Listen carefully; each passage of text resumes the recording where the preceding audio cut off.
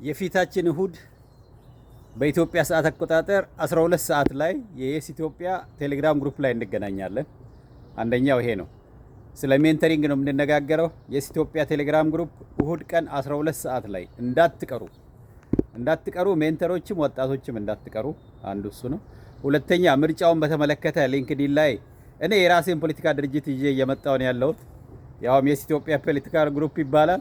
የምርጫ ምልክታችን ስክሪፕቶ ነው። በሚቀጥለው ሀገራዊ ምርጫ ላይ ጠብቁን። ለአሁኑ ግን ሊንክዲን ላይ ባባዬንና ረድኤት ፈለቀና ባባዬ ገነቱን እነሱን ብትመርጧቸው በጣም ወጣቶች ስለሆኑ ገና አሁን ከዩኒቨርሲቲ እየተመረቁ ስላሉ ለሀገራችን ብዙ ጠቀሜታ ያመጣሉ። የኔ አይነቱ ነጫጭ ጸጉር ያለው ሰው መረጣችሁትም አልመረጣችሁትም እቁቡን የበላ ሰው ነው ነው ማአት ጊዜ ነበረን እኛ።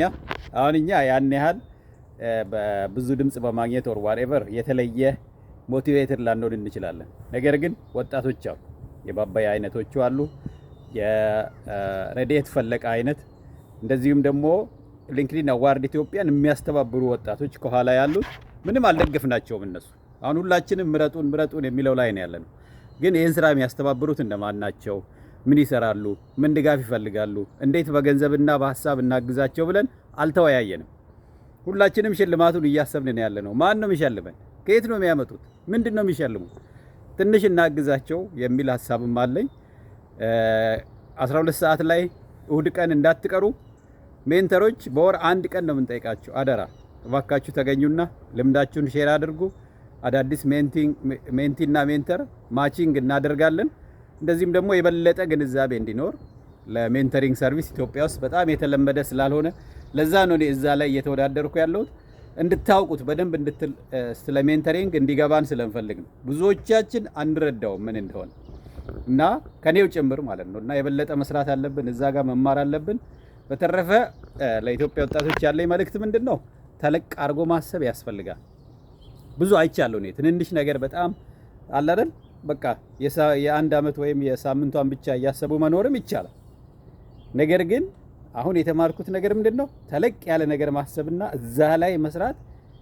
ሙሉ ባታሟላ ግማሹን እንኳን ብታሟላ ትልቅ ሀሳብ ቢኖር ነው የሚሻለው። ኤ ቻርጅ እንደምንለው ማለት ነው። ተማሪ ሆነ ስታነብ ኤ ፕላስ ነው ማገኘው ብለህ ስታነብና ኤ ለማግኘት ሲባል ኦር ቢ ፕላስ ለማግኘት የሚያነብ ተማሪ ሞቲቬሽኑ ይለያያል። ስለዚህ ማክሲመሙን አስበህ ዝቅ ያለውን እግዚአብሔር የሰጠህን ትቀበላለህ ማለት ነው። የሚቻለውን ጥረት እስካደረክ ድረስ፣ ቅን ሆነ እስከሰራ ድረስ። ዓለማችን እንደምታውቁት በተለያየ አቅጣጫ አታቆምም። የሚረብሽ ነገር ሀዘን መስጠቷን አታቆምም። እኛ ግን እንደምንም አድርገን ሀዘኑን ወደ ደስታ መቀየር፣ በርቱ መባባል፣ ችግር ሲገጥመን ደግሞ እንደምንም ጠንክረን ማለፍ፣ አብረን መስራት አለብን እላችኋለሁ። በርቱ የሀገሬ ወጣቶች። ከየስ ኢትዮጵያ ጋር ወደፊት። የምርጫ ምልክታችን ስክሪፕቶ ነው። ምረጡን። አመሰግናለሁ።